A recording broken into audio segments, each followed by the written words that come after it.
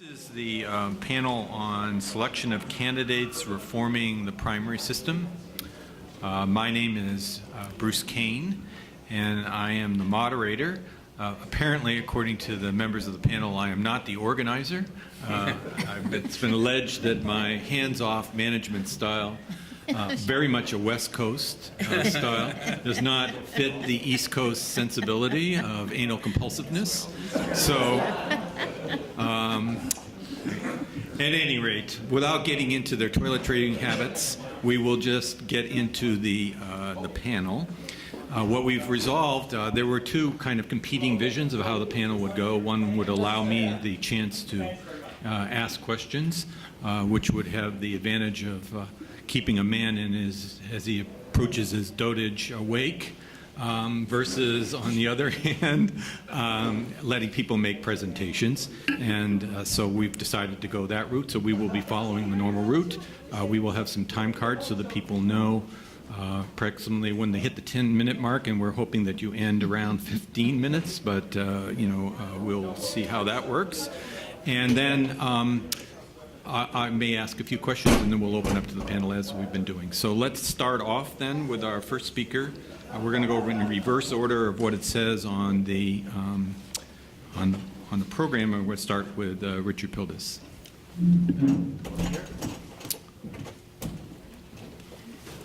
Thanks very much, Bruce, and thank you to Michael McConnell, first of all, and the center out here. It's always a great treat to be invited to participate in these conferences, and I come to California whenever asked, for anyone else who's interested.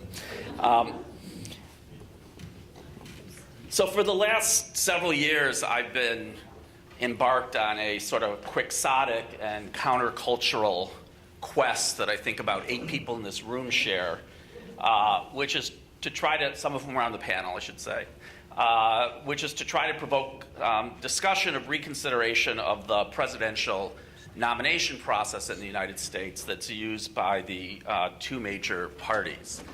And my aim has been to sort of rehabilitate a more significant role in the process for what's sometimes called peer review, or for the party figures in the nomination process. And it's very hard to provoke discussion on this subject because since the reforms of the 1970s, which created the modern nomination process, the system of primary-dominated elections that basically make the party conventions a tabulating device and a long infomercial, but not a place where anything is actually decided about the nominee. Since the 1970s, we have come to experience this process as the way we go about selecting the nominees of the major parties. I'm sure by now most people, never having experienced the prior system, think of it as the natural way to choose nominees for the parties, maybe the only way in a democratic system. How else would you do it?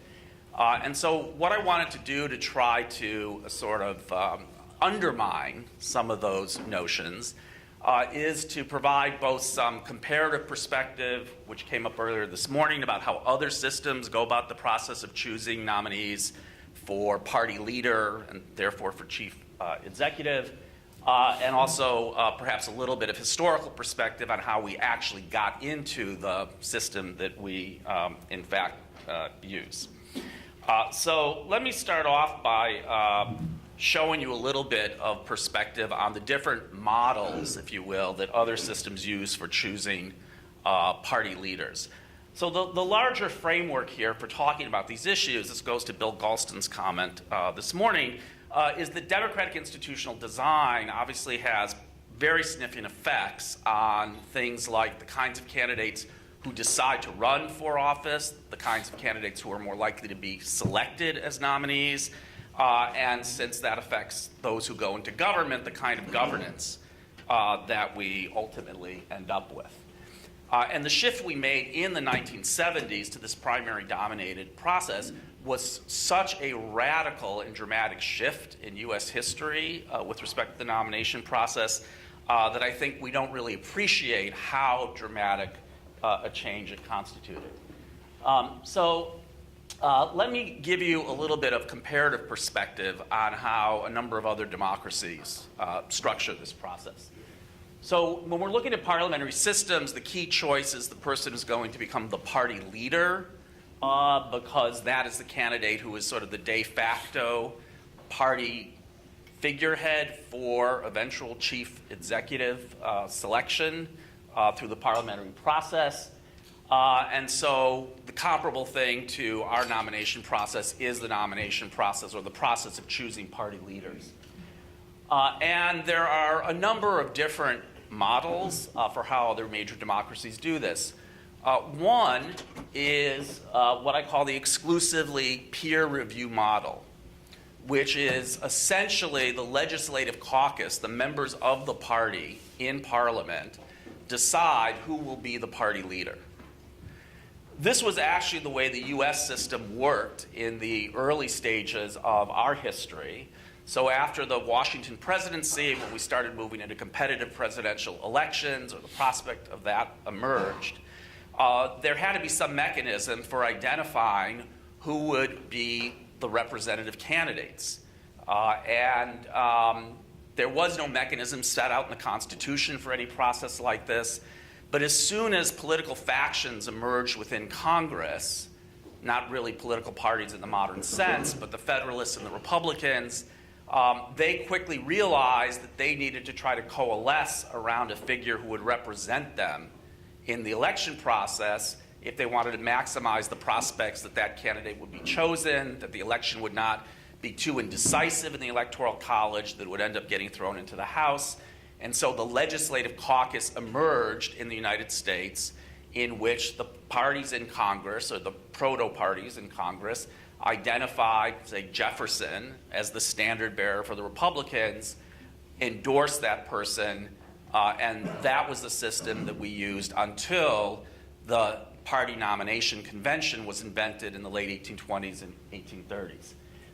In any event, if you think our way of doing this is the only way a democracy would do it, it's very illuminating to recognize that countries like Australia, New Zealand, at least some of the major political parties, and I'm going to only focus on the major parties, still use a pure peer review system for selecting party leaders.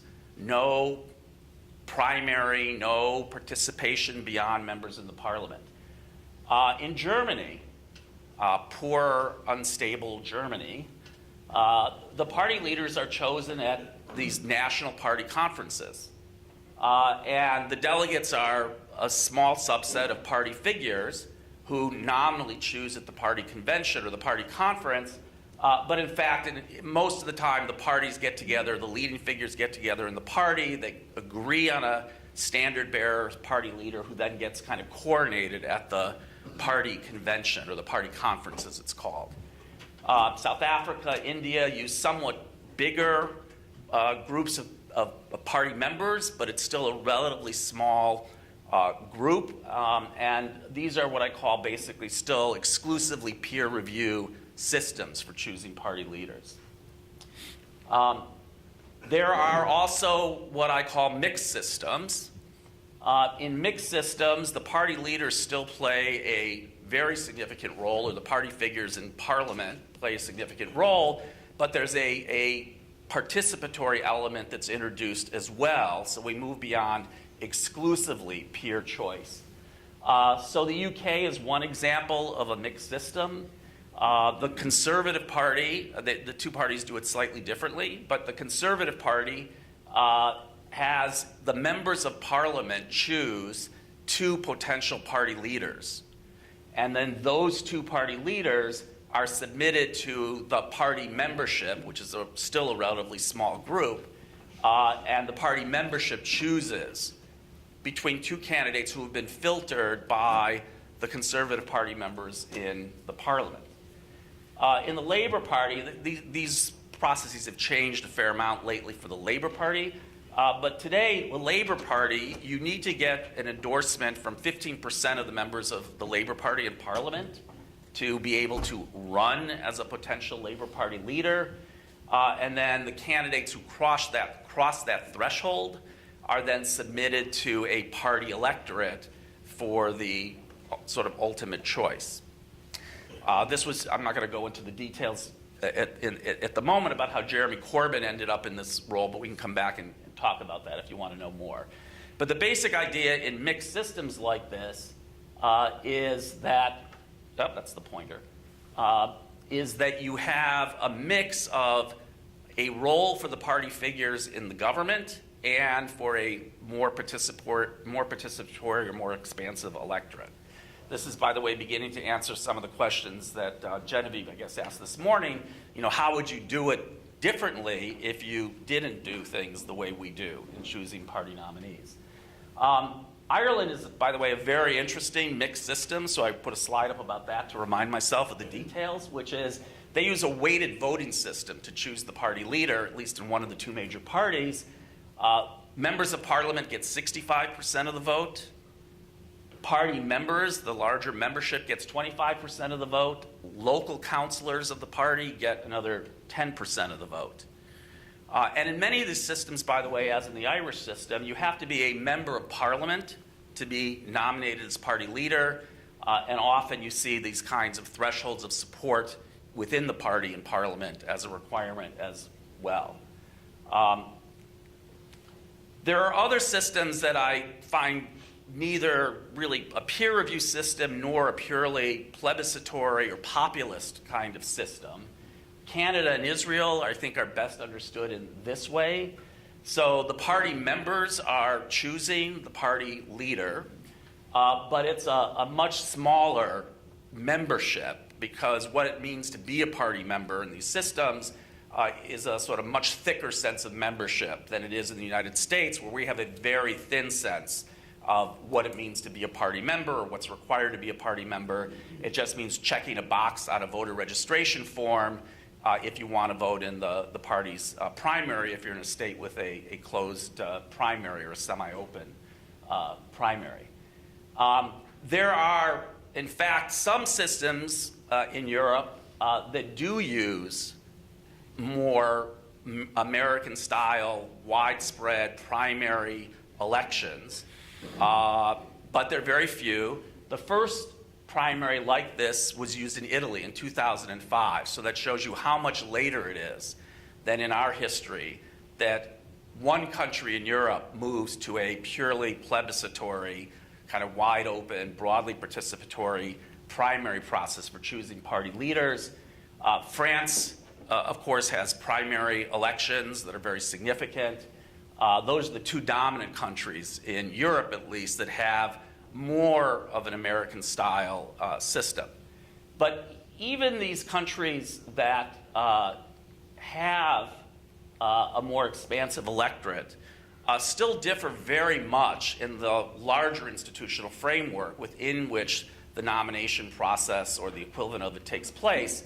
And many of these surrounding features continue to give the political parties more control over who their party leaders will be or who the possible party leaders will be than in our system, which is this purely plebiscitary, primary-dominated election system. So, for example, in most of these countries, you have publicly financed elections where the public financing is run primarily through the political parties. So that gives the parties significant additional control. As I mentioned, party membership is usually a thicker sense of party connection and affiliation. And so even when the electorate is opened up to party members, it is typically a much smaller selectorate than in the United States. So in Canada, for example, about 1% of registered voters participate in the party membership election process, even though it's not a system in which only the party members in parliament participate. The party members actually choose, but party membership is about 100,000 some people out of a 25 million person eligible pool in Canada. The parties are treated more as private actors in most other democratic systems, so they're less heavily state regulated. We talked about some of that earlier. Of course, the major form of state regulation, which, by the way, precedes the white primary cases, is the mandatory primary. I mean, that's when American parties become radically different and much more under the thumb of the state than they are in most of these democratic systems.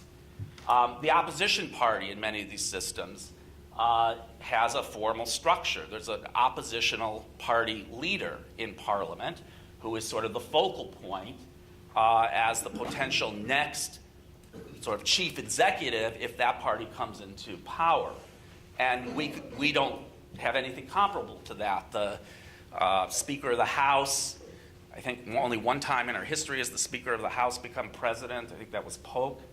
The majority leader in the Senate is not maybe looked to as the leader of the party, but no more compelling a figure as a potential nominee than many other figures in the party and people who are not in the national government. And so when you're trying to compare the selection system in the US versus in these other democratic systems, you have to not only take into account the most immediate elements in the process, that is, how much of a role for party members is there for peer review, but also these surrounding features. Now, a couple things just to undermine from a historical perspective the sense that the way we do things now is natural or the only way or the only sensible way to do it. I just want to say a little bit, if I can, about how we got to where we got in the US in the 1970s with the dramatic change to the process.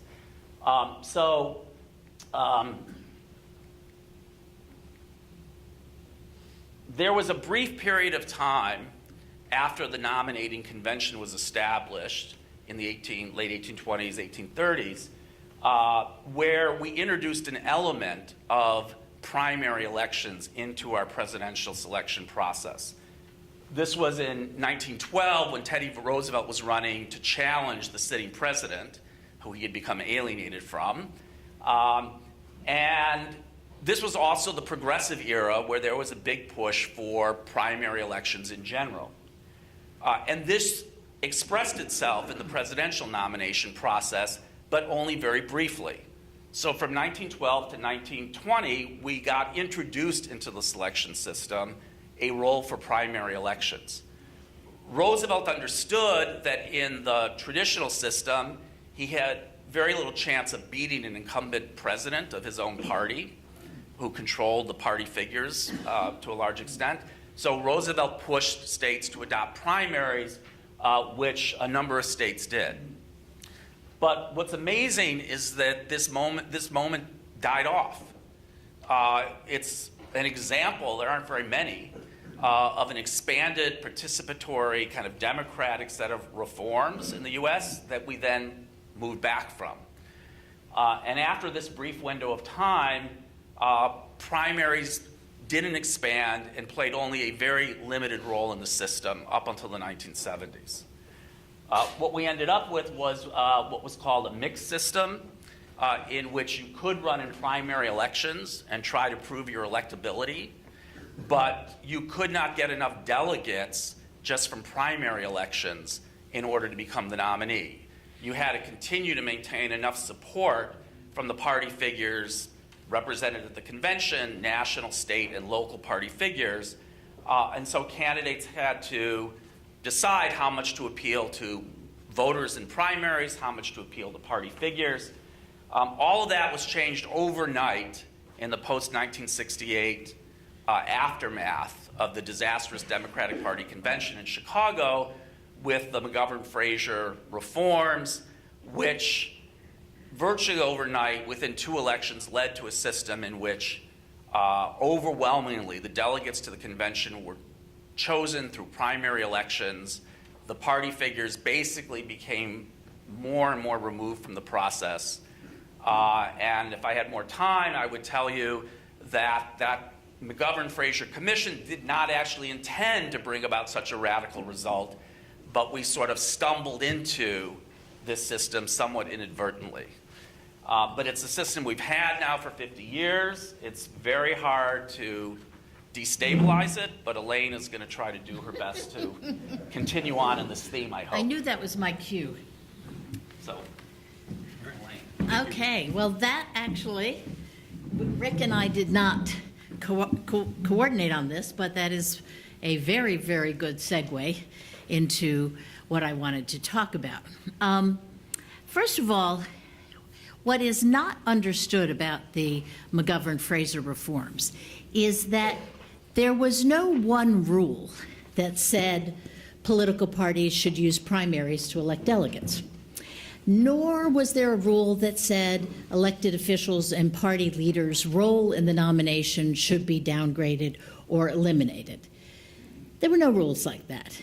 Instead, it was the combination of several rules interacting regarding caucus participation, caucus timing, presidential preference, and most importantly, rules binding delegates to the outcome of the primaries that changed the nomination system in ways that increased the power of the public and decreased the power of party leaders, thus creating a fundamentally large shift in how we nominate presidents from the 1830s all the way until 1972.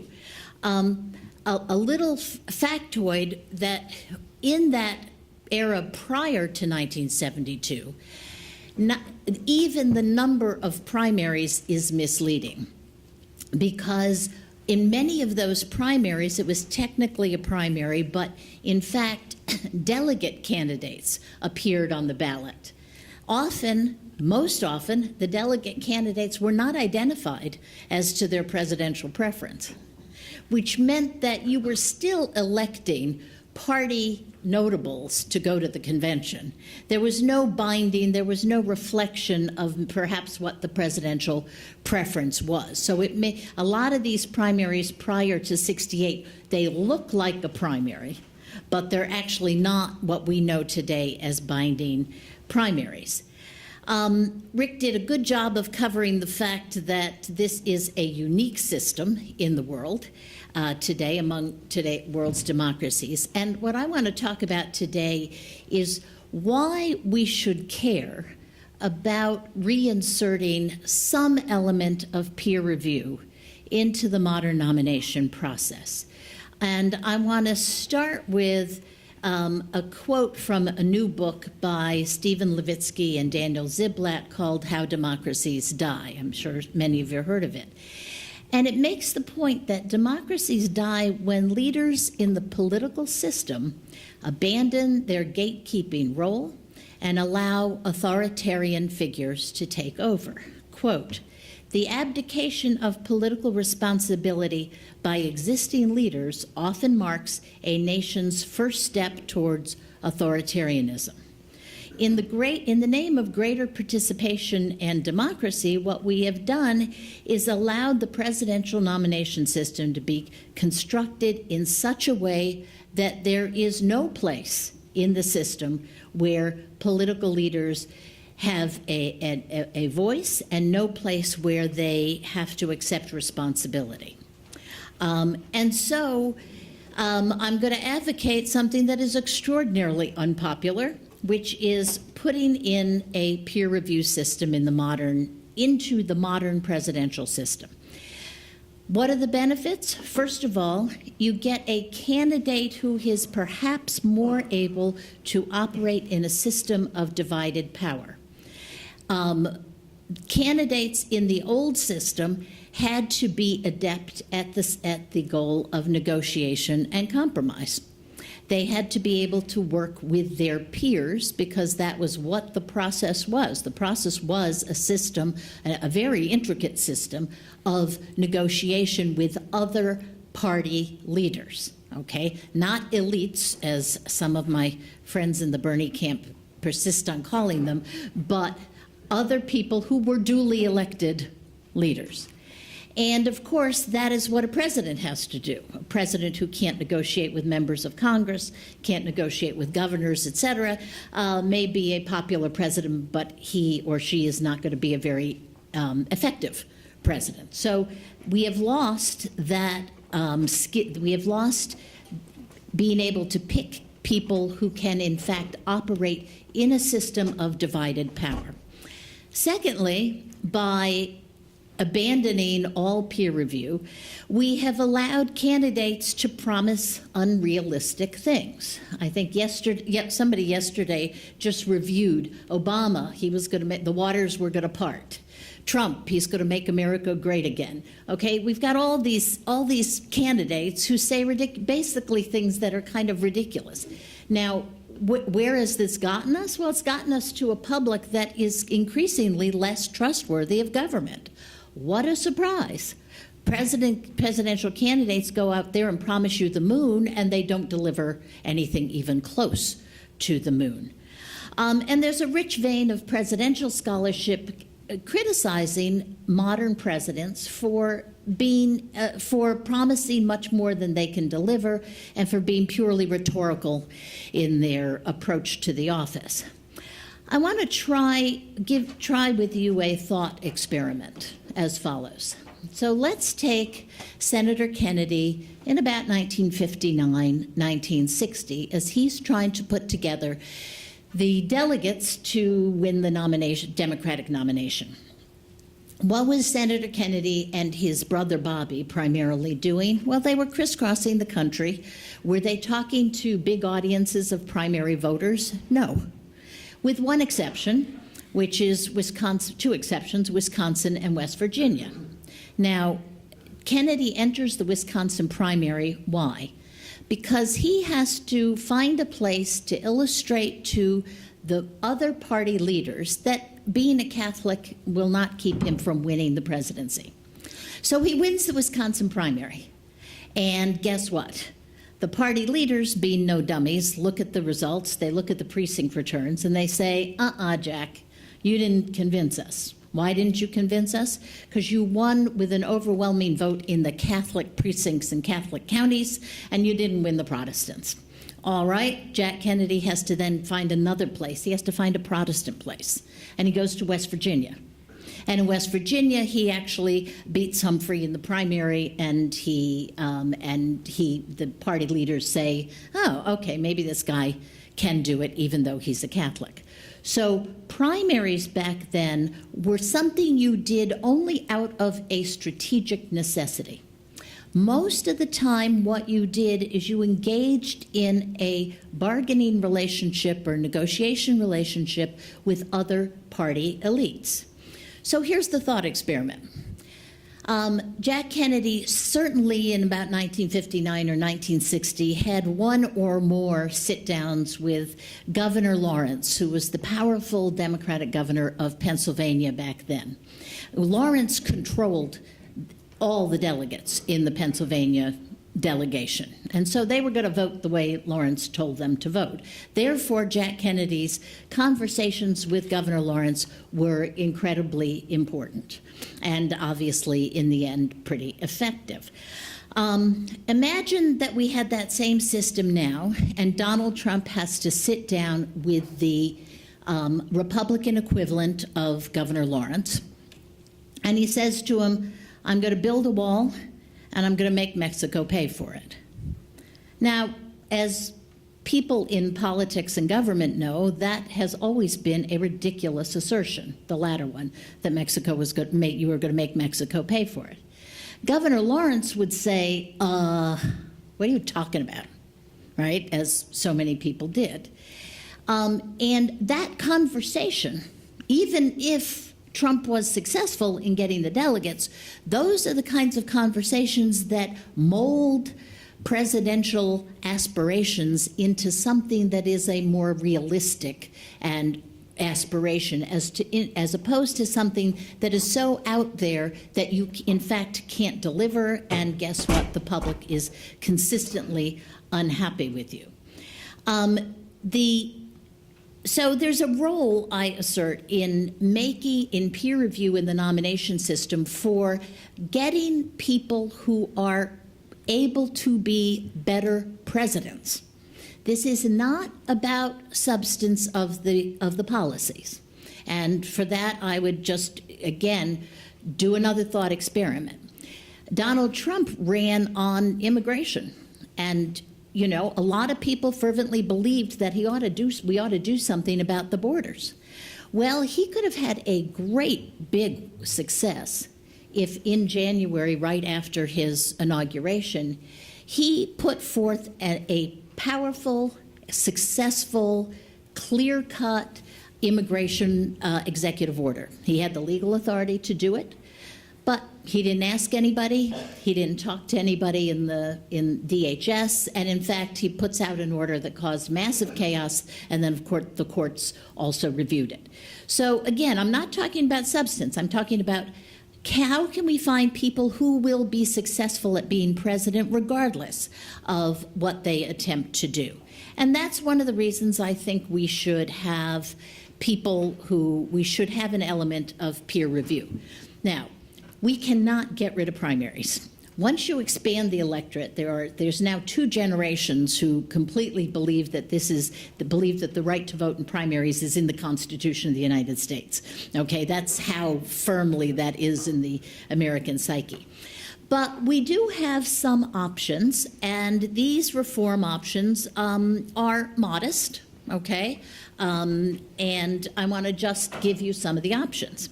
Number 1, obviously, is to retain superdelegates in the Democratic Party and to have them in the Republican Party as well.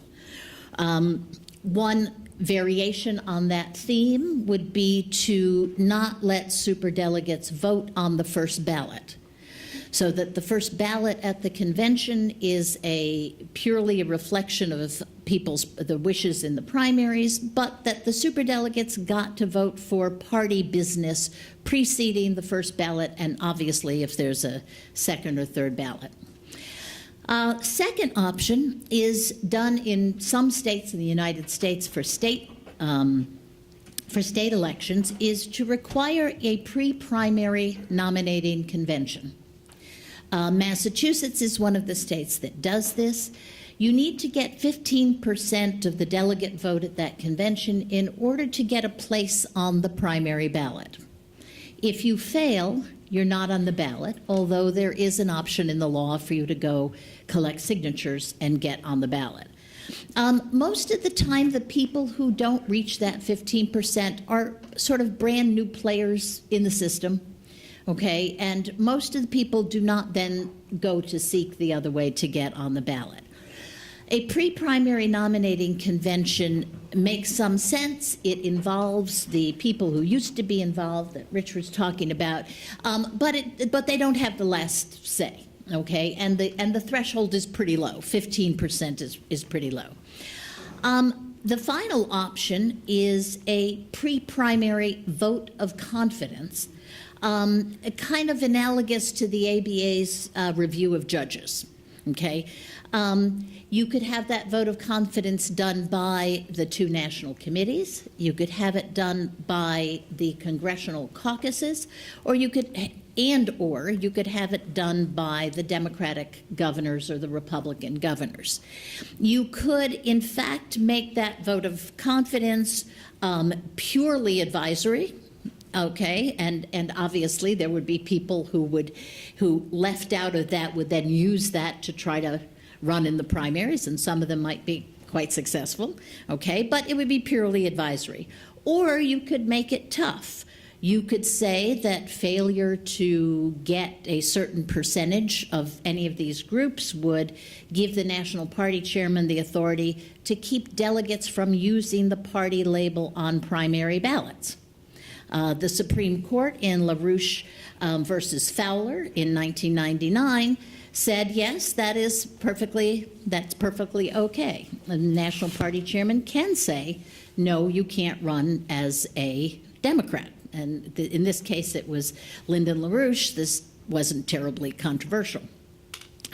Going back to Ciara's comments earlier in this morning's session, this power would help the party protect the label. Okay, it would help the party protect the meaning, give some consistency to the meaning of what it means to be a Democrat, what it means to be a Republican. Finally, you could do all of those or one of those, and you could also exclude candidates who do not get a vote of confidence from these groups from the all-important debates.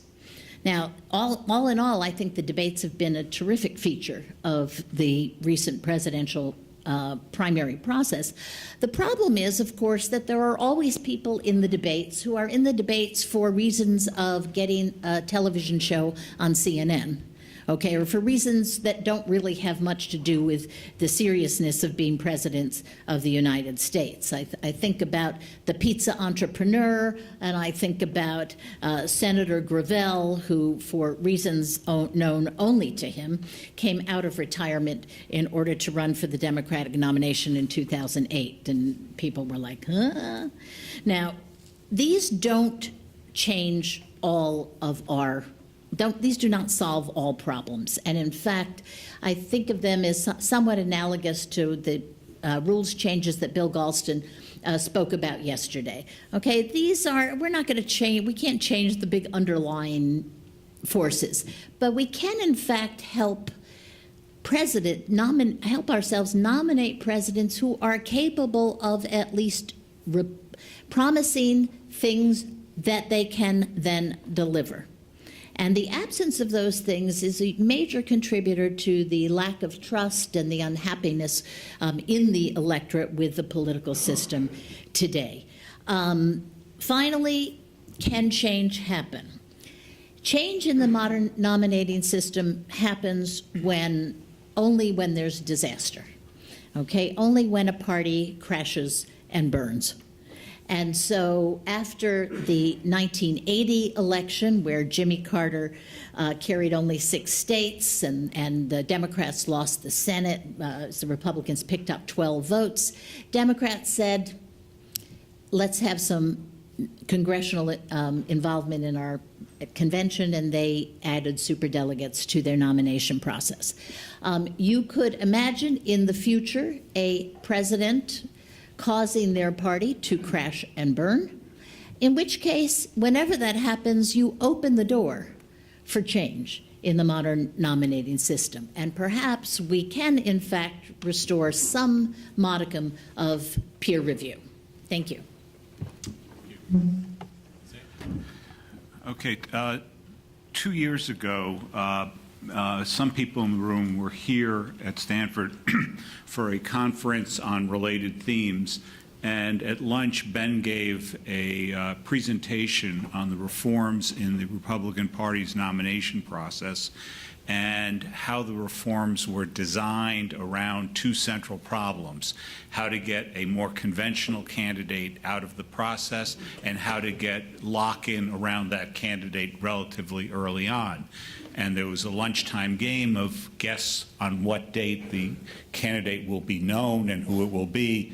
I actually came closest. Ben promised a case of wine to the winner, and I have not recovered yet. I remember everything about the story except the last. This is why we're friends, right? And I want to start with that because it introduces this idea of just one more reform and we get things back. Just the next reform, we didn't tinker with the last one just right. So let me give a catalog of some of the reforms that many of us who think about these things have been seduced by over the years, and I include myself. I've loved each and every one of these. Open primaries, not closed primaries. That's going to start getting a broader base. That's going to make the parties more responsive than they are in general.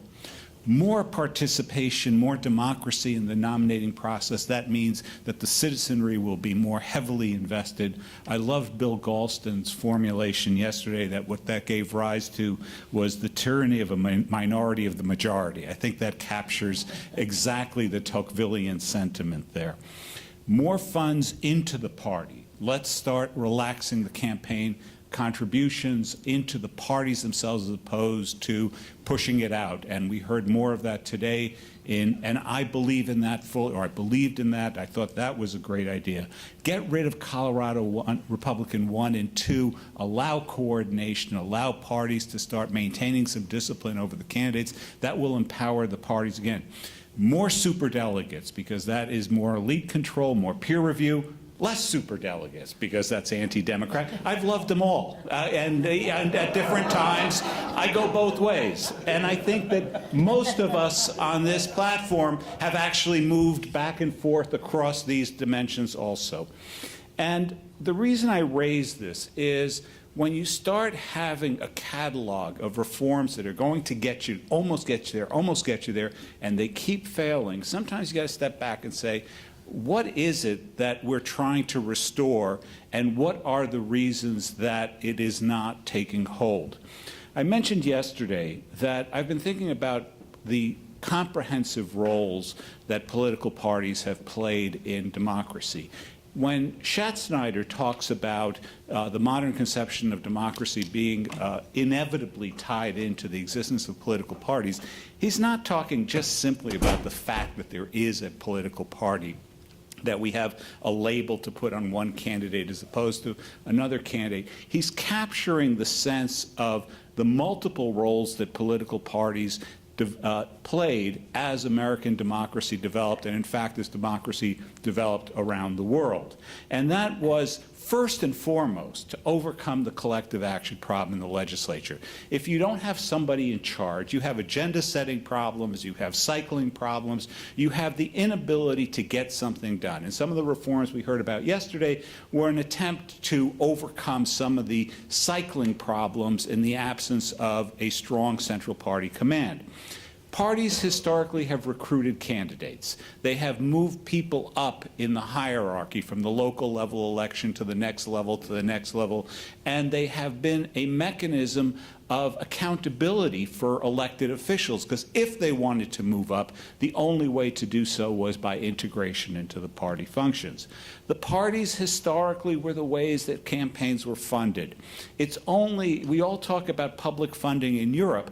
Public funding emerges primarily when the parties start failing, when their membership drops and they start turning to the state to maintain themselves in power and in office. And guess what? Since they control the state, they find it's an essential public function that is served by their continuation in office. The parties nominated. That was part of the candidate selection. They had control of the nomination process. That's what Elaine and Rick are really focused on. But that was just one of the functions. Then they also kept the constituency in line. How did they do that? Patronage. They got jobs for the constituents. You wanted to be an immigrant in New York and you wanted integration into American society. You went to the political organizations. You showed that you were loyal. They got you a job. You became a policeman. You became a fireman. That was your mechanism of integration into America. The parties played that critical role. They rewarded the activists, so they would keep working within the party even though they've always been to the polls of the party. But if they strayed too far, they got cut off. They could never go out on their own without too far from the party's base. Now, you take all these functions, and you can tell an America-only story. You can say, you know, in America, we've changed our laws, we've changed our rules, we've done this, we've done that, and it turns out that we've compromised each and every one of these functions that I've described. We've gotten rid of the committees in Congress, we've gotten rid of the nomination behind closed doors, we've gotten rid of patronage, we've made it so that the parties are the weakest in terms of fundraising. But that would be, I think, a mistake. Because what's striking about this, although the American legal reforms have no doubt played a role in bringing about the current state of affairs in the United States, is if you look at the rest of the democratic world, it's there also. So the America-only story about the perverse incentive set up by our legal reforms can't explain why the parties have collapsed in Spain, in France, in Italy. Rick mentioned the nomination system in the Indian context. That nomination system is from the Congress Party. Guess what? In the last elections, the Congress Party, which controlled India since independence, disappeared. 44 members of the Indian Congress now belong to the Congress Party. It went from dominating India post-Gandhi to being irrelevant. That's shocking, and that's a pattern across the democratic world right now.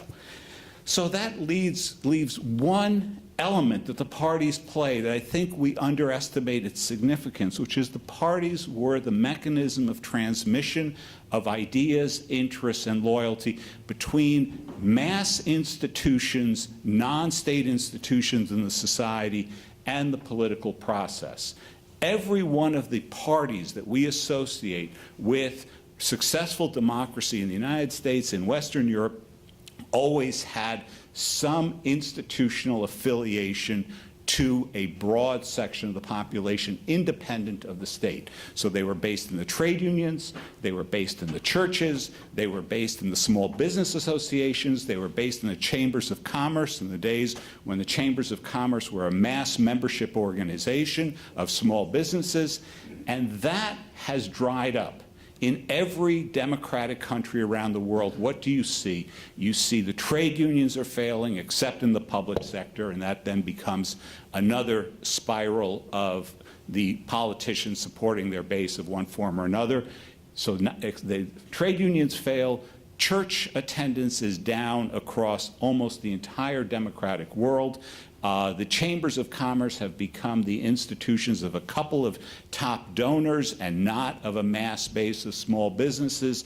The farm associations have dried up, dwindled. They've never were that strong in the United States since the 19th century, but in Europe they became just simply dependencies upon the European Union. And so that sense of the parties having some center of gravity outside the state was what gave the parties a sense of dynamism, I think, and made them responsive to the needs of the population. Once that fails, the institutional frailty of the parties becomes more and more apparent. Now, there's always a question in this about memories of what used to be. I have a colleague who shares with me the youthful passion for basketball, and the line he uses is, "The older I get, the better I was." And there's a risk in our sense of the parties of this golden age when they played all these functions perfectly, and then of course you get some, pain in the ass historian who say, when exactly was that? When was that? Give me the date exactly when that occurred. And that's a problem. It's a problem that we're drawing a picture that may not correspond exactly to any period in American democracy or in Western European democracy, which is our main other point of focus. But the question is, if we're looking at the nomination process, one of the difficulties that we have is that the nomination process, as it existed historically, existed in the context of parties that had much more organic unity than our parties have today. So here's a thought experiment. I have no idea, but we were talking about this at lunch. Maybe the best thing we can do for the nomination process is to restore earmarks, right? Maybe it's something that has nothing to do with nomination, but has to do with the capacity to reinvigorate the power that the party center has over its membership. Perhaps. I don't know, but I throw that out as a way of thinking that nomination is not a standalone issue. Nomination, the weakness in the nomination process has to do with the transformation. Now let me go back to the European example, because this is what I've been spending most of my time thinking about these days, and this is something Mo Fiorina introduced yesterday. We see in Europe right now, even more dramatically, or much more dramatically than in the United States, the result of the breakdown of the party as being able to perform all of the functions that I described. That is the function of coordinating at the governmental level, promoting, dispensing patronage, and all these other forms. Europe has been colonized by the European Union. There was a wonderful book written a couple of years ago by political scientists on the hollowing out of the European political tradition. And the result has been that the parties played less and less function. And then they got jettisoned. And the speed with which they were overthrown was remarkable. And what has come up in its place is various kinds of institutional actors who play some but not all of the roles that we've historically associated with the parties. And the question, to my mind right now, is whether this is the harbinger of the future, and our capacity to reinvigorate democracy turns not on returning to a late 19th century or mid-20th century ideal of party nomination forms, but rather whether these institutions can basically save democracy from institutional demise. Now, the difficulty is that they don't really have a coordinated existence and don't really have a way of even telling us how they're going to go about the functions associated with the democratic process of the last 100 years. So take the two leading examples right now. Spain is slightly different, but take Italy and France. So Italy, you have Five Star. Now, Five Star is a remarkable creation formed around the persona of a very popular comedian in Italy who started to go on TV to denounce political perfidy in Berlusconi's Italy, not a tremendously daunting undertaking. And he would get up there and say, you have to write to me, you have to be on my web. And he created a web-based organization in which the conceit was that nobody could stand for office more than once, so you could never have term limits. You want term limits? That's term limits, right? You can't run for any office a second time, and there would be no program of the party. It would be decided in a pure plebiscitary fashion on an internet polling. Now, two interesting things happened. One is the internet polling turned out to have numbers of participants that would make the Nevada caucuses look like a mass event, right? The numbers have just been released, and it turns out a fractionally small part of the population, or the so-called base of Five Star, actually participates. The second thing that happened is the Five Star had to confront what it is, that it's simply around a comedian, that it hates Berlusconi, all that's fine. But do they want to govern? And they became the largest party in the last election, national elections in Italy, and now they are going to form a government, which means that there is a split between the comedian, who is the popular head, and the head of the party, who until recently was working as a part-time usher in a football stadium, living with his mother. The party obtained a coach for him so he'd be more presentable, so he moved in with his coach. And that's the guy who's going to run Italy. Who does he form an alliance with? The Liga, the proto-fascist organization. So you have now a different kind of governance mechanism that looks the most authoritarian, the most non-participatory, the most non-accountable, and it's scary. It's really scary. And it should make us very cautious about endorsing these kind of non-party-like structures that appear to have mass constituencies, appear to have forms of complete democracy. The other, just to briefly finish, Macron. Now, Macron moves into the space that was vacated by basically the collapse of the Socialist Party and the Gaullists in the last election. The Gaullists got cleaned out by the National Front. The Socialists got cleaned out by everybody. They just failed. And the result is that you have somebody who's charismatic, who's actually quite centrist. I have to confess, I like his policies a great deal. He has no political constituency, no base whatsoever. So he gets elected. Guess what he discovers? He can't govern. He has no programmatic base. He has no political infrastructure. He has no connection to anything except the state apparatus that he is the head of. And so these are, to my mind, really disturbing images of what happens when the party breaks down. I tend to think that that's the nightmare scenario that we are looking at in the United States, and as a result, I'm skeptical about each and every one of these reforms, although on any given day I would gladly endorse any or all of them. Thank you for having me here. These have been excellent presentations. I want to try and synthesize a little bit a couple of the thoughts.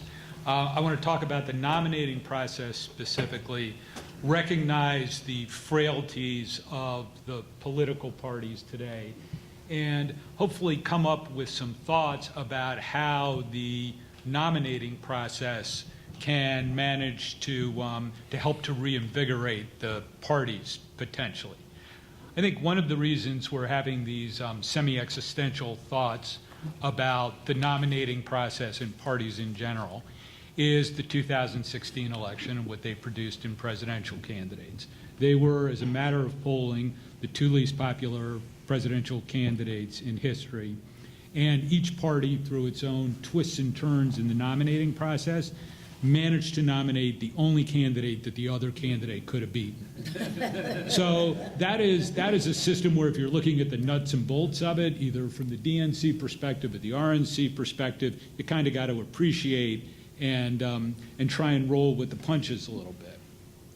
If you look at what's happened in the 2018 nominating process so far, you can see each party sort of at war with itself. The number of sitting Republican members of Congress who have tried to move on to higher office in the few primaries that have taken so far have produced an abysmal record. They're all the members of Congress are getting beaten when they try and move up. You had the sort of Luther Strange, Roy Moore, Alabama primary issue. Both parties, the Democrats have the establishment and the resistance folks battling with each other. We've seen this picture before. It's the start of the Republican Tea Party in 2010. It's what the Democrats are dealing with a bit now. This is the parties are in turmoil, and the nominating process that's producing the candidates needs examining not only on the presidential level, but also on the congressional and legislative level. Part of the problem is what everyone's been talking about for the last 2 days, which is the historical weakness of the political parties. I can kind of make an argument that on the national committee level, the DNC and the RNC, they're almost becoming anachronistic. The main function of those parties was really sort of stripped away in McCain-Feingold, right? Political parties used to be responsible for raising money for candidates, mobilizing voters, and doing messages to cover them. As a practical matter today, after 14 years of McCain-Feingold, that's been outsourced to special interest groups on both the right and the left. If you want to raise money today, you don't go to your party, you go to your interest group whose positions you want to carry, hopefully has a big membership list. If you're mobilizing, on the Republican side, the Congressional Leadership Fund, which is the super PAC of Paul Ryan, has opened offices in the top 40 contested congressional districts. That's something that none of the national committee entities, not the RNC or the National Republican Congressional Committee, can come close to thinking about or doing. It's been outsourced. The messaging part, you all know from watching TV that is much more done by outside groups than by the party committees. The party committee independent expenditure units are but small fractions of what's spent by outside groups. So as the sort of 14-year history of rotting out the core functions of the political process, outsourcing it to the outside groups, is a problem that if you want to deal with both the nominating process, who's being selected, as well as the way elections are being conducted, you have to deal with that. The other thing to remember about party elites, and I want to speak more from the Republican side than the Democratic side, but I suspect it's true there too, is that as the core political functions of the parties has faded, and that's especially exacerbated down on the state party level and the local party level, the makeup of the elites in the parties has changed as well. There are far fewer political operatives and people who have experience in campaigns in the national committees or the state parties. Those folks, in order to make a larger impact, have gone to other places. The people who are the elites in the party, are much more interested in expressing their views on the big public policy issues of the day in sometimes sort of interesting forms. Go to GOP.com and hit on resolutions and look at the subject matters that the Republican National Committee covers in its meetings. I think that's true of the Democrats as well. I'm not sure Mitch McConnell and Paul Ryan are waiting breathlessly to hear what the resolutions of the party committee are, but that's an extremely important core function of what the members of the National Committee think that they're doing these days. So the call to turn over the nominations process to the elites has got some kind of, I think, institutional problems. It also means that the parties today have less clout and therefore kind of less moral authority in the ability to pick out the candidates for office. That's especially true the lower down you get. It's much more sort of activist groups being able to get their candidates put in place. And I think it's time to recognize that the way to solve this problem is really to strengthen the parties, maybe not in the ways of the great distant past when we were young and beautiful, but perhaps in new and different ways, and to explore some of them and to manage to strengthen the parties. The nominating process, you kind of wonder how you take that out of the party realm, however, and what you would do. And so it's also important to pay homage, since we're here in California, to what California's tried to deal with that, which is the top two nominating system. And that does not seem to be working particularly well, given the amount of angst that is being caused by the inability to control the process by the party elites, and who knows who you're kind of going to end up with in a number of these nominating processes. Of course, this plays out on the local level and the national level. And let's look at the presidential level for a second as an illustration of this. The presidential primary rules that we did spend a session on 4 years ago trying to go over and try and understand have had kind of a tortured history. It was true that between 1980 and 1988, again, I want to talk about Republicans, but I think it's true for Democrats too, that there were Super Tuesdays, that the process got over much more quickly, that the exercise that we had of picking when the Republican nominee would take place, I think you picked like early May, right? Right. And I think most people, including me, thought this is going to be sort of drag on even longer than that.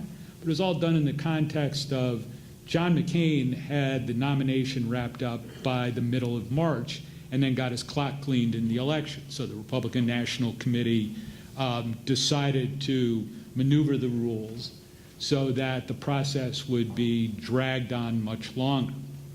By dragging it on much longer, that then subjected Mitt Romney in 2012 to a long, drawn-out process with lots and lots of primary debates in which there was a huge amount of invective. It was not a successful election, to the point that unsuccessful elections are where you toss out the rules and try again.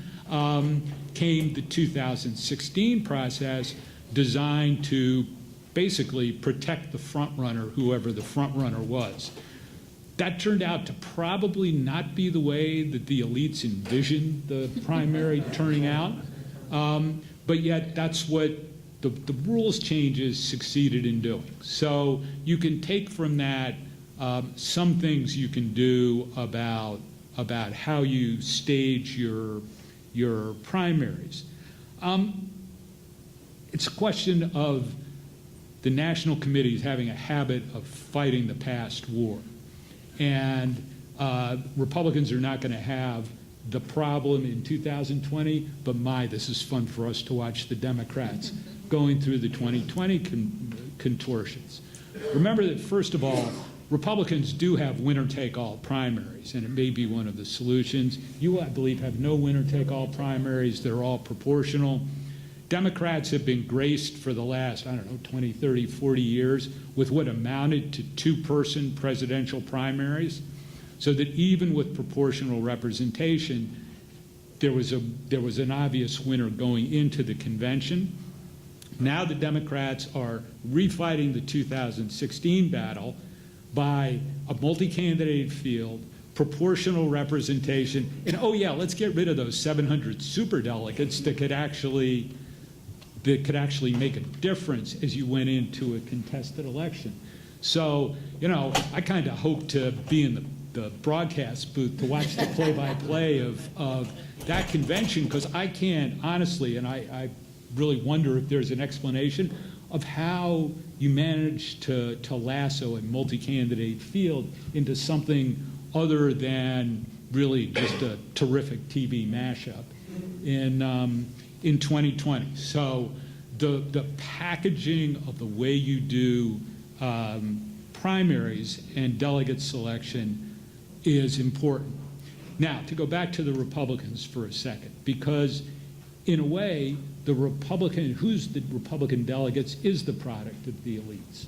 So Republicans have a two-track system where there are primaries, for the most part, in states that allocate the number of delegates. But also in the majority of states, the candidates don't get to pick who the delegates are. That's turned over to either state executive committees or more typically conventions made up of 5,000, maybe 10,000 activists. Very much the party elites. I'll tell you that I've spent an awful lot of really otherwise good spring weekends going to state party conventions in all sorts of interesting places I probably wouldn't have gotten to otherwise. Grand Isle, Nebraska, not Grand Northern Island, but it's sort of places like that. And the folks at state party conventions are elites, to be sure, because they're among the few thousand people at the convention. But I'm not sure that that is the voice of the public or the voice of anything other than the activists or the voice of folks who want to be sure they get a convention delegate seat for themselves. So there are improvements to the nominating system that can, I think, be made by both parties. On the local level, it gets much tougher to see what those institutional design improvements are.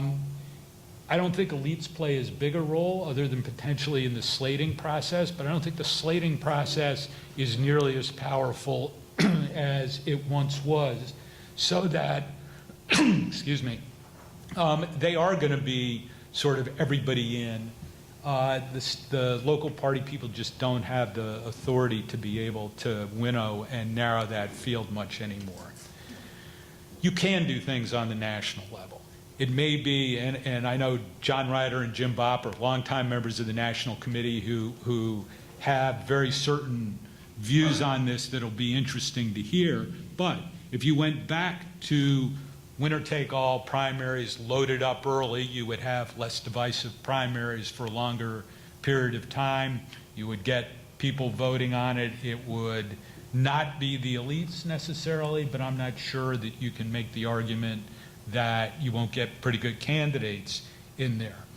Spreading out the process, if you had a nominee by March, you wouldn't have had the 12 or 16 or 18 really contentious debates that, while a lot of fun, probably were harmful to the ultimate candidate. And it's a way to, I think, putting a bigger party role, but in a modified form, back in the process as a way to both strengthen the parties, give them sort of a new and different role from what they have, but not necessarily by the elites. Okay, well, thank you very much. So now I get to ask my questions. And I've got really one for Elaine and possibly Ben together, and then the other has more to do with the comparative questions that are raised by Sam and Rick. And both of them, I think, get to the question of the empirical claim that lies underneath the predictions that are being made here. So that's kind of the common theme in both questions, so bear that in mind. So I want to start with Elaine's a theory of peer review and ask us a couple of questions, I think, that at least illustrate why I'm a little skeptical about what peer review would do. I mean, it sounds, since I'm an academic, I like the idea of peer review. It's something we believe in, but so first of all, the question is this: what's the deliverable here? Because when we started back in the Berkeley days talking about this, the deliverable was a more pragmatic approach to winning.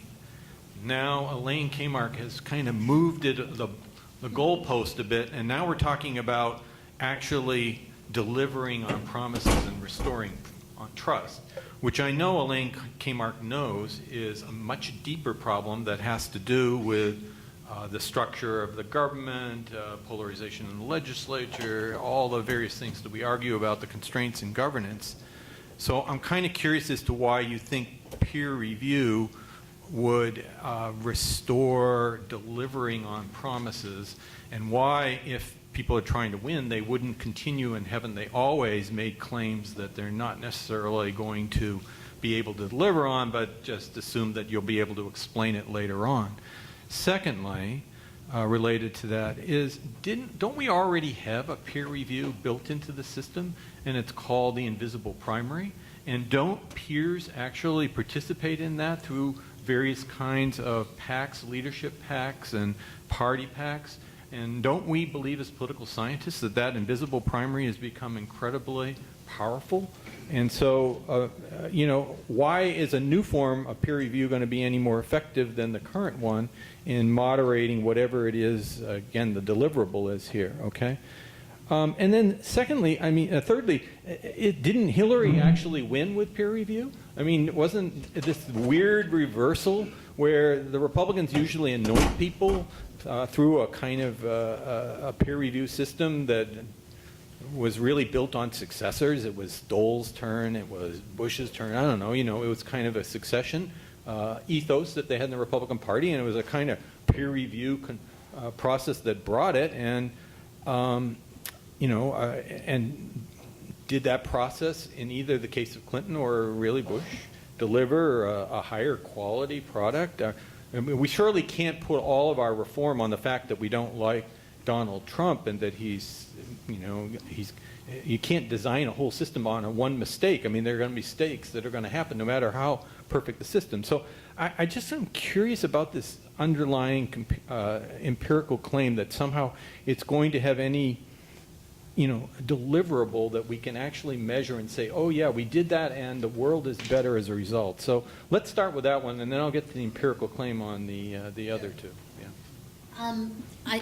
Peer review introducing the issue of peer review does, in fact, Bruce, broaden and deepen the discussion. And it comes from a sense that we have had two presidents recently, one Democratic, one Republican, who were basically not terribly competent presidents. They were not competent at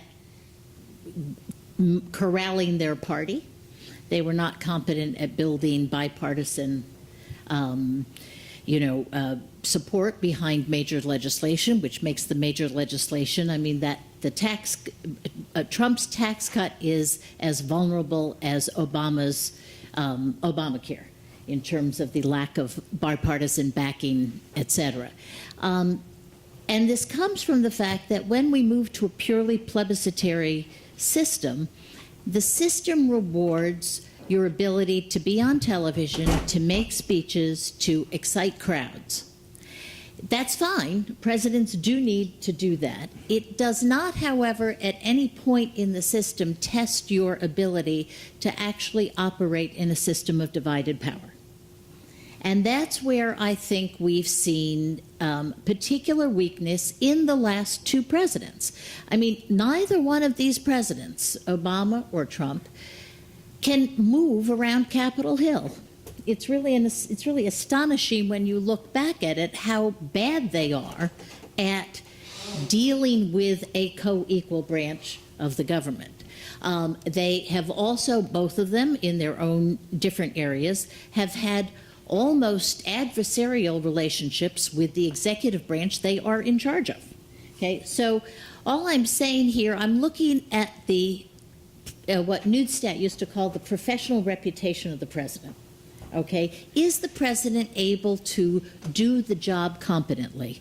And the reason I think that there has been a lessening of that ability in modern presidents has in part to do with the nomination system, which only tests for one aspect of the presidency, but doesn't test for the aspect of the presidency that would make a president successful carrying out his goals, whatever they are. And I'm agnostic on the goals here because I'm just looking at capacity of the president himself. Does this solve all problems? No, of course not. But again, I'm following in the Galstonian path here in saying, look, we need to find a way to govern. The problem is not so much that the public has different points of view on immigration, okay? The public has always had different points of view on lots of issues. Right now, the government cannot govern. That's where we have a problem. And so that's where I think that instituting peer review, making a closer connection in the nomination process between the elements of the party, the gubernatorial party, the activist party, the congressional party, will be somewhat of a help in moving us forward and letting presidents govern more effectively. Well, let me just push back, and I realize I shouldn't because I'm a moderator, but I'm an immoderate moderator, so I just don't know whether I buy all that anymore. I mean, it sounds plausible in the first one, but let's think back here. Obama in the first 2 years was an incredibly effective president because you had united government. And one of the things that I've been arguing for quite a while is that people don't realize that polarization has exaggerated the effects of our system. That is, when we have united government, we actually have more discipline in the party. In other words, the discipline that you're looking for comes not because of some nomination process during the primary. It comes about because of polarization and expectations of partisanship are so strong that when you have united government, Bush was able to get an enormous number of things through the Republican Congress. Obama was able to accomplish an enormous amount in the 2 years he had in united government. Then when you have divided government, what polarization does is it exaggerates the dysfunction of the system under those conditions. So what polarization does is it exaggerates the features of the American system. So I'm just not sure that what happens in the nomination process really has much of an effect later on what happens in governance given the new conditions of polarization. And I would, this is a longer discussion here, but I would argue that for Obama, for instance, those first 2 years operating only within the Democratic Party and not grasping Congress in terms of the extent of the bailouts and the response to the recession, that what he did was he caused himself the loss in 2010. He should have never done health care. Okay, that was a mammoth strategic mistake. And then what you do is you create policies, and the two bookends to this are Obamacare and the tax cut.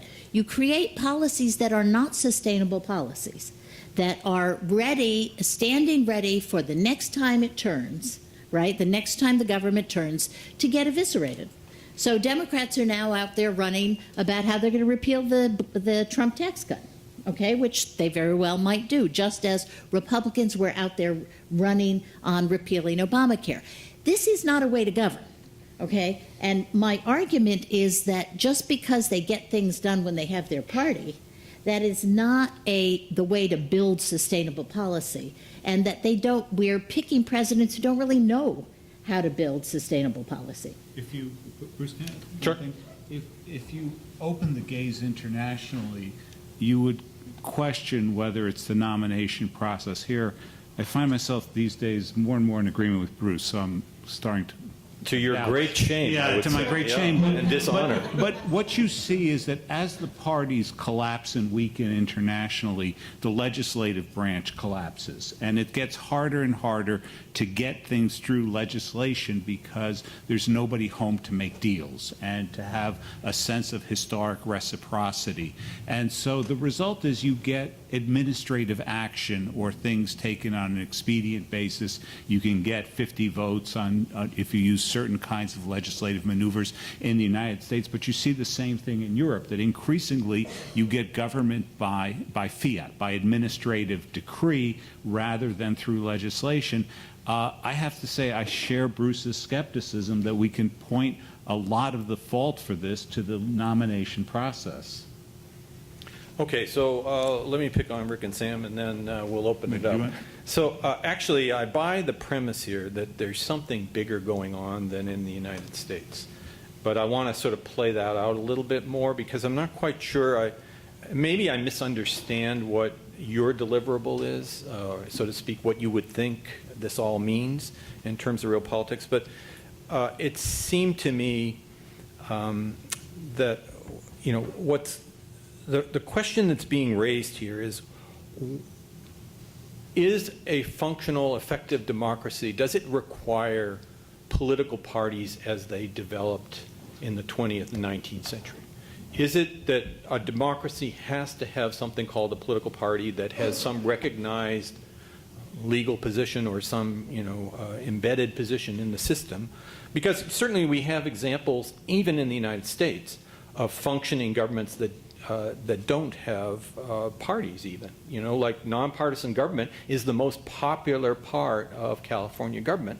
And we, you know, if the authoritarian tendencies and the demagoguery of not having them was a problem, then you would see it in some of these instances, but you don't. And so I'm just not sure. The claim here is that I certainly buy the claim, and I've written about it, that intermediary institutions are important and critical to democracy. There's no way that we can do with unmediated democracy. But the question is, does it have to have these institutions called political parties, or are we maybe have to open up the possibility that because the transaction costs of political mobilization have decreased, that it's going to be networks, it's going to be informal networks that are able to do the things that unified parties were able to do because of the decreased transaction costs due to the internet or whatever. I just don't know. But so I want to come back to, are we really arguing here that we have to have political parties? Maybe this movement is something that's deeper and hasn't, and what will lead to a different equilibrium down the road. I agree with that. I don't know the answer going forward. I am skeptical, increasingly skeptical of reforms that think within this national setting, if we tinker with this or if we tinker with that, we will restore the conception of the political party that defined democracy's heyday in the 19th and 20th century. So I'm willing to accept that, and I'm also willing to, or I hope, that reduced transaction costs and things of that sort make the problem easier to resolve, not harder to resolve. I'm not sure which way that's going to go yet. But the one thing I think is the important point to emphasize is the multiplicity of roles that parties exercise at the same time. And it's too easy to think that because you can put together an electoral coalition like Five Star or Esperemos in Spain, that is the functional equivalent of a political party, because at some point they have to govern. And it may be that at large, that nonpartisan commissions work well in California because they don't have to set foreign policy. They don't have to set, you know, they don't have to engage in military activities abroad. They don't have to have national security. And in Europe, what we've discovered is if you take out the problems of a democratic deficit, Europe can function reasonably well under the Brussels bureaucracy and under the Europe-wide courts. We have a natural experiment. We had Belgium without a government for a year. We had Spain without a government for almost a year. And life went on because much of their core function had been removed from them at the EU level. And so yes, there are different mechanisms that can be used at different points of responsibility. I wouldn't want to see a nonpartisan commission running the United States foreign policy. It's just not designed for that. Yeah, remember, we're talking about nonpartisan elected officials. Yeah, nonpartisan elected. Yeah, the commissioners were not. but- Right. Okay, yeah. Where are you on that? Well, there's, I think, two different strands in the discussion going. So let me pick up the most interesting one, I think, first, which is the second half of what you asked about, which is, can we imagine a world without parties? And what would replace them? I find it very hard. Maybe it's a lack of imaginative capacity. But, going back to what Sam said from Schatzsnyder in the first place, political bodies have to get organized. And there have to be forces that have the capacity to put together coalitions that are large enough to actually move the political process forward. And it's hard for me to understand what the organizational vehicles for that will be. There's a reason that the organizational vehicles have been, since the founding of the democratic system in the United States, political parties or organizations that are essentially like political parties. They do all sorts of things that enable those coalitions to exist. They provide protection for their members against difficult votes, because if it's a party position, they are protected by the party umbrella instead of being vulnerable as individuals who have to cast very difficult votes, by themselves. They are the vehicles for log rolling across different sorts of issues. They're the vehicles for sustained commitments over time. I don't really have an understanding of what it would mean to have some kind of imagined fluid networks that would come together and form a coalition on this issue, but then a totally different coalition on the next issue in a way that could actually, make a legislative process Can I rephrase function. what? So even if parties aren't going to perform Yeah. a lot of the functions they traditionally did, like provide patronage, that fundamental function, I think, is going to discipline the democratic system and require some organization that essentially has that kind of structure. Yeah, but what if we said, okay, what seems to be going on in all these institutions is a lack of trust. And so what you see is a lot of interest groups taking matters into their own hands and negotiating with candidates directly. So let's go back to VOK again and say there are three parts of the party. The party as the electorate is the branding in the voters of some coalition, okay? The party as elected officials is a similar branding of similar viewpoints in the legislature, which even happens in nonpartisan settings. The one thing that seems to be being challenged is the delegation to the party as organization, to a group of people. And as Ben has pointed out in previous, the party as organization is kind of deteriorated over time in a lot of places anyway, to a lot of hacks or the children of well-connected people. And so maybe what's going on is a challenging of the party as organization, and the new configuration is a coalition. The coalition, parties are coalitions, the coalition of interest groups stays together, but it doesn't have this sort of intermediary of organization. That could be a new form of party, right? You have to hope that the transaction costs come down dramatically. Yeah. Because otherwise, you're talking about endless amounts of time and resources and political fights over control of agenda and various things like that. But see, I think, But I isn't think, that what I think Ben this is Ginsberg happening spends a already. lot of time doing already?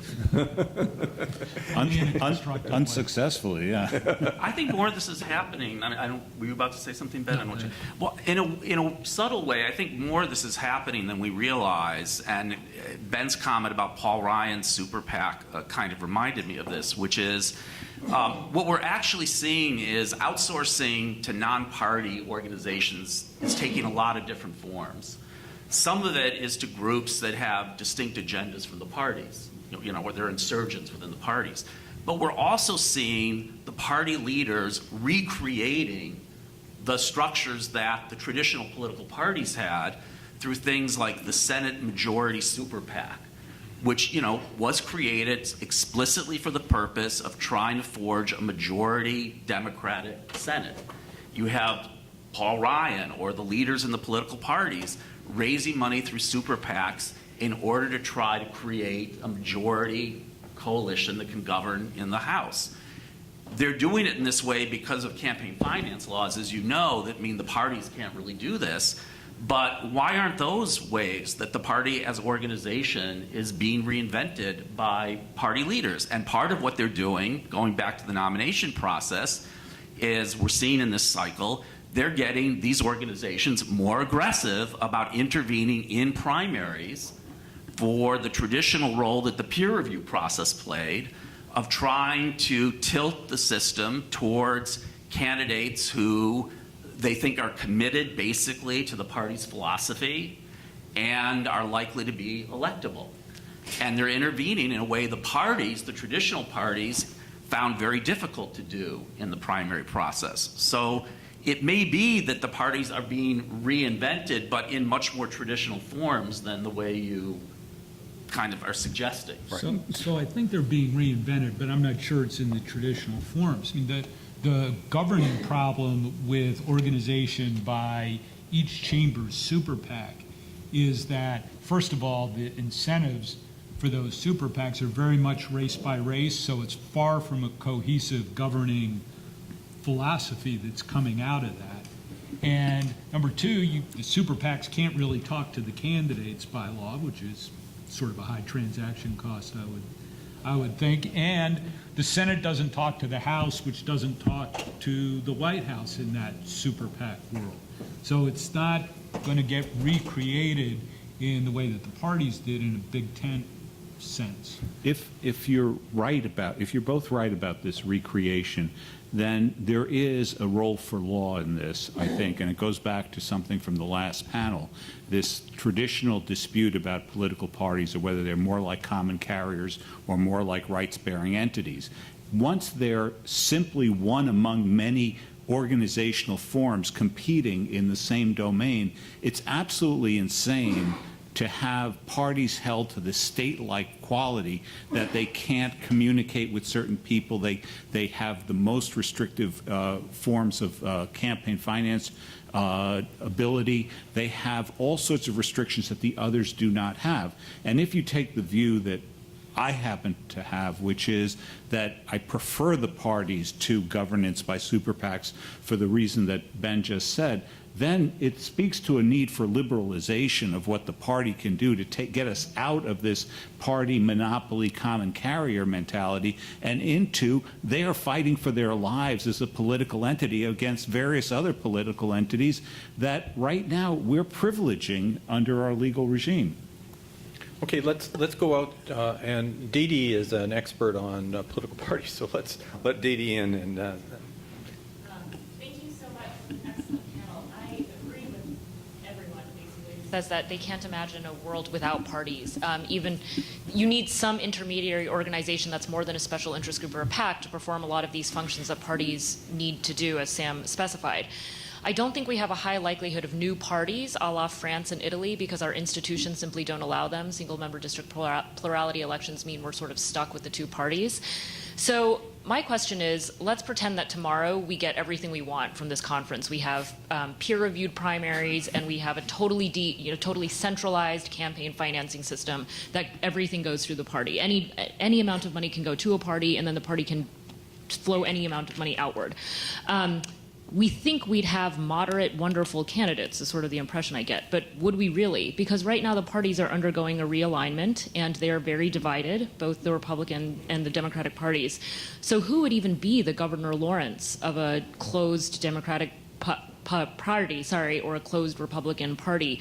Would it be McConnell and Ryan and also Americans for Prosperity? Like, who would be at the table? And I guess in that situation, who would guard the guardians? all right. Let me take the first crack at that because I want to just comment on something Ben said. It is true that you go out to the grassroots of the parties and sometimes they're not the most impressive group of people. But this is a chicken and egg situation, okay? When parties are unimportant and not powerful, they don't attract very high-level people. Make parties powerful, make them the place where the money comes, et cetera. Guess what? It'll be a big change. All of a sudden, you'll find a lot of people competing to to run the parties. So I do think that it's kind of, the reason we see kind of lack of talent out there in the parties is because, who wants to go? There's nothing for them to do. If there's something important for them to do, you'll get talent in there. I can promise you that. Again, a lot of the things I think we've been talking about here have less to do with who gets nominated, okay, and more to do with, once nominated, can these people govern? Can we actually govern? Are there mechanisms, are there tools for governance? There were, in the entire history of Speakers of the House, there have been 7 speakers who retired voluntarily, who didn't either, run for president, run for higher office or something like that. 2 of them have occurred, 2 out of 7 have occurred in the last couple years. All right? I mean, speakers never left. And a lot of people in the House think that, well, there's a reason that these guys left, is that they have no tools of leadership anymore. They have no pork to give out, they have no party money to distribute, etc. So, and that had they had some better tools, that in fact they could have gotten to a point where you could do some negotiation, where you could put negotiation back into the political system. The political system isn't broken because we disagree on abortion or immigration or any of those things. The political system is broken because the 2 parties cannot, in government, they cannot come together to compromise and negotiate anymore. And so that's really what we're talking about, these ways in which that you might make that grease reappear in the political system. So honestly, the role of Governor Lawrence today has been outsourced to Rachel Maddow and Sean Hannity. Because whoever the governor was of Pennsylvania, was a Democratic governor at the time, but honestly, whatever the governor said would have been totally eclipsed by the results of the Pennsylvania primary. So if Governor Lawrence had said, that's a crazy position, you should never do that, and Donald Trump ended up winning Pennsylvania as easily as he did, Governor Lawrence had no credibility to bring him back home. Yeah, but in those days, remember, Donald Trump wasn't on the ballot. Different in day. Pennsylvania. Different day, Yeah, right. I mean, different story. A lot of the things you all have been talking about, and you've done a great job talking about this, has been directed at, how can we, fix the rules to achieve a certain substantive result. You've been talking about people with, certain skills of being able to govern. You suggested, Dee Dee, we get a more moderate candidate. I've been representing, national advocacy groups for many years, and they look at their bylaws when they get into an organizational fight and think, now if we just change this bylaw, we can, achieve a substantive result in this fight that we're having. Almost invariably, the opposite happens. That ends up hurting the faction that thought it was the solution to win a substantive fight by a procedural change. I think that's also true with the rules of the parties, and which I've been involved with for the last 10 years or so. We've gone through these cycles. Ben and John and I at the RNC, where we do look back and say, well, if we change the rules and have longer, primary season, as Ben described, it'll achieve a certain result. I am just so skeptical of that. I just think, matter of fact, it's not possible. So my approach has always been, it has been certainly in organizational rules, and has come to be in the party, is minimal rules, because there's certain things you do have to decide. And one thing is, when is the first primary going to occur? Okay? And I'd rather have the party decide that rather than the states compete, because we'd have one next week, That's exactly right. All right, so there's certain decisions that have to be made. And then you make all the rest of the decisions, and you make these decisions based upon principles. Okay? So for instance, I've never been accused to be a moderate. Or a progressive. Never been accused to be a progressive. Progressives do believe in elites making decisions. I'm a Jacksonian Democrat, so I believe in popular sovereignty. So when I think about an issue, I ask myself, is this putting the power down farther and farther and farther into the grassroots, or is this doing the opposite? And if it's pushing it down to the grassroots, then I'm for it. All right? I don't know that that's going to achieve any different result than what I want. I mean, I want the most conservative candidate I can get elected, frankly, is what I want. Now, the second thing is let the market decide. Because you have simple rules, then it's basically the dynamics of the people involved in the organization, and they work it out, And as soon as you start manipulating that by rules like we're doing right now against political parties, you're manipulating the market, you're going to create distortions, and you're probably not going to achieve whatever substantive results. I don't know what the people that passed McCain-Feingold thought they were going to achieve, but did they think they were going to achieve Donald Trump? I doubt it. I mean, I don't know. But these things have such unintended consequences. If you have simple rules, don't try to create substantive effects and let the market decide, that sounds like to me the best system to work these problems out.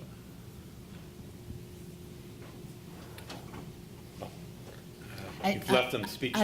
I would just say that to your point, there's, in the middle of all this whole era of polarization, there's an untold story of the two parties actually agreeing on something, which is, and I think, John, you were part of this, Ben was, and David Norcross was, along with Jim Roosevelt and our party, is that after it looked as if the New Hampshire primary was going to be held at Thanksgiving in 2008, and everybody was completely horrified at what was happening, actually the two parties got together and established a starting date, the first 4 primaries and caucuses, and then a start date for everybody else. And that actually, knock on wood, has held for 2 cycles now, because the parties understood. I like to say, there's that old saying, nothing focuses the mind like a hanging. Okay, the parties understood that they were going to be under severe stress and criticism, and maybe even congressional action, which they've never wanted, if they couldn't discipline at least the start point of the process. And it's been interesting to me, because I've been living through the Unity Commission and our internal Democratic Party issues since then. In every other commission, it was always a fight over the dates, always a fight over New Hampshire and Iowa and who else was going to go first. This time, not even mentioned. So sometimes in this era of polarization, there's great party cooperation.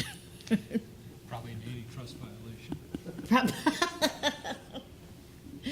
So I wanted to ask you, because no, it's on. Okay. All the discussion about how what's going on in the United States mirrors what's going on in lots of other countries. How much you think the causes then are cultural in some way rather than structural? And if so, what are those cultural features that are causing the decline of parties that you see? Can I answer? Because this is sort of a response. Yeah. So I certainly agree that there are obviously commonalities in our politics in Europe and the United States. I think it's primarily been driven by 2 or 3 major forces, which we're all experiencing in common. One is the aftermath of the financial recession. So there are very good econometric studies that have looked at democracies from 1870 up until fairly recently, and studied their politics in the aftermath of financial recessions, because these are much more painful than economic recessions. They're much longer enduring, and they last much longer. There's a sense that government is responsible for this in some way, or the things government has to do to get out of the financial recession, which is perhaps capitalize the banks or other kinds of bailouts, creates a lot of political anger.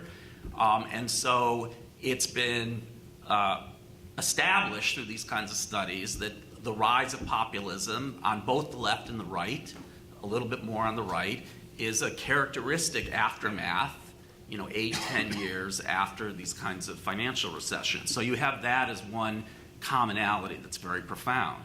You have the tremendous rise in the rates of immigration in the United States and in Europe. And these are historically incredibly rapid cultural transformations that countries are being asked to absorb. You add to that in Europe the euro, which makes no sense in the absence of the complete financial integration of Europe. You add globalization into the mix, which leads governments to have less capacity to act in various sorts of areas.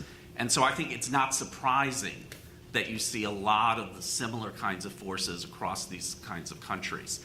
But I do think, and I don't know if I'm taking issue with Sam on this, I do think that in the face of these commonalities, institutional design still makes a significant difference, or can.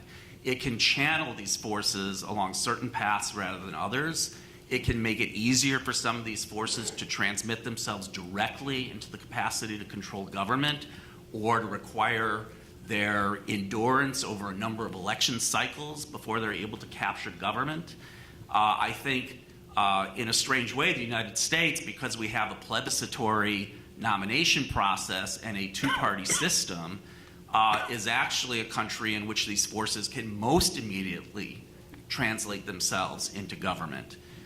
In the European systems, which still use various forms of filtering and peer review and the like, these forces have mostly had to channel themselves into third parties or more minor parties.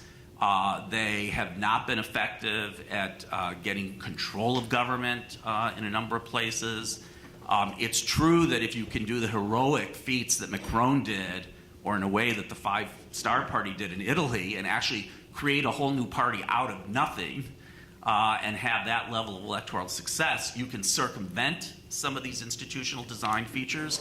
But I think institutional design doesn't determine outcomes, but it makes certain paths more likely, certain paths less likely. I mean, Ben is, adverting to the winner-take-all rules in the Republican Party versus the PR rules in the Democratic nomination process. I strongly believe that those things create tendencies along certain directions rather than others, even in the midst of some features that are common across these countries. I disagree with Rick only slightly. I've written a piece on democracy's deficits, which focuses on a lot of the pressure points. I disagree with him on two things. First of all, I think that the capture by populist forces has been remarkable in recent years across a broad range of institutional designs. And so you go in Italy, you have Berlusconi creating a new political apparatus even before the 2008 crisis. You have the rise of extreme populist right-wing governments in Hungary, in Poland, in Serbia, perhaps coming in Czechoslovakia, in Czech Republic, perhaps coming in Austria. And the second thing, I think, which is more, I'm not so focused on 2008 as Rick is. There was a wonderful study done by the World Bank that created what they called the elephant curve. And the elephant curve was a demonstration of the redistribution of wealth in the world between 1988 and 1988 and 2008. And what it showed was that we as a people, as a population of the earth, lifted more people out of poverty in that period. And so real wages across the world rose, and rose dramatically. A lot of it was China, but it was Vietnam, it was Korea, it was all over. The only group, and that's the reason for the elephant, because it curves down before the trunk, the only group that did not go up in that period, and in fact, in some spread went down in that 20-year period before 2008, was about the 70th to the 85th percentile of world income distributions. And what you're describing there is the laboring and small business classes of the advanced industrial countries. They took a hit during that period. 2008 compounded the hit that they took. And what it meant in real terms was that's when the trade unions collapsed. That's when the industrial north of France collapsed. The industrial south of Belgium collapsed. The industrial north of Italy was collapsing. That's when you had the the disruption, the dislocation of the social foundations for democracy as we've seen it in the last 200 years, which has not been a steady stream, obviously, especially in Europe. But that's globalization. That's globalization. And so it's one of the reasons when you ask about the root causes is the disruption in the way we organize socioeconomic life in the period that we associate with Western ascendancy and 20th century democracy. And I'm skeptical that that's coming back. And so I'm not as focused on the financial crisis and the populist response. I think this is more of a long-term trend than maybe Rick does. I think we have a question. Yeah. This is a question about the role that elites could play in structuring the nature of our political competition. It doesn't bear directly on the nomination stuff, but as you pointed out, that might not be the place to work. Is this okay? Sam, I liked your litany of the things that parties do. There was one additional thing that at least a party system does in this country, which is, as theorized starting with Martin Van Buren, which is to keep the country hanging together versus kind of coming apart at the seams. And that notion that you have a political competition but it stays within the system versus spilling outside of it is something that the APSA Reform Committee in the 1950 kind of pushed off to one side, but it turns out that maybe that was done too quickly. And it strikes me that the last couple of elections we've had increasing just questions about the legitimacy of the electoral outcome, and there's certainly was a lot of discussion before November 9th, 2016, whether the then candidate Trump would accept the outcome of the election. I'm struck by, in the wake of that, the number of people on the other side who, whether it's hashtag he's not my president or not turning up to the inauguration, have kind of rejected at least the trappings of polite political competition. So I'm just wondering, apart from any changes to mechanisms, or is there a role for party elites or is it conceivable that party elites could try and bring back in bounds this notion that, okay, we're going to have an election, but then afterwards we'll kind of wait and go, we won't see the other side as not having been legitimately elected? I can't help but believe that a lot of the hostility towards parties is really a hostility towards the dysfunction of the American political system. And because it manifests itself in this sort of ugly, ongoing partisan warfare, people think it's the fault of parties and we ought to get rid of them. Whereas I think, Jonathan Rauch and myself and others at Brookings who've been talking about political realism believe it's actually quite the opposite, that if you want to get a functional political system, you have to somehow, whether it's House rules, whether it's a change in the nomination process, whether it's a change in the money in the campaign finance laws, you have to somehow strengthen parties and get them to a point where they can safely engage in negotiation in government. I think if we were seeing bipartisan support around a tax bill, bipartisan support around a big healthcare expansion, if we were seeing a series of big pieces of legislation that had support from both parties, as we used to see with major pieces of legislation, you wouldn't have a public that was so down on parties. So it's this kind of circular problem. It's kind of a chicken and an egg party problem. They hate parties because parties seem to deliver bad government, and yet it's in fact the weakness of parties as institutions, not the weakness of parties in the electorate, the weakness of parties as institutions, which make elected officials unable to negotiate, to deliver the kind of governance solutions that would be broadly acceptable to most Americans. But if the answer is governmental competence, it's very hard to see how you start by creating governmental competence at the top in a badly factionalized setting. I go back to what Franita talked about yesterday about maybe the focus has to be back to the states and smaller communities, because it's very hard to see how to regenerate the parties at the national congressional level. I've become quite despondent over that, even though I tend to be a nationalizer because the world is too big for these small entities, but I wonder whether that's the source of regeneration. Okay, does anyone have any last comment, or if not, I will, oh, we have one more? Okay, great. Just very quickly, agreement and disagreement.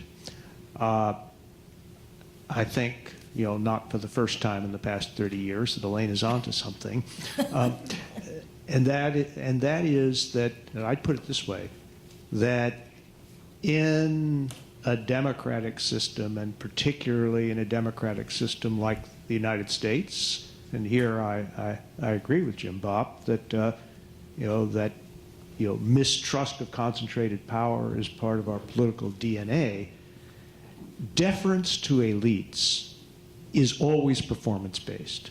Always. It's never principle-based. It's always performance-based. And when elites do not deliver, peace and prosperity and internal tranquility, their legitimacy will collapse, right? Because there's nothing else to sustain it.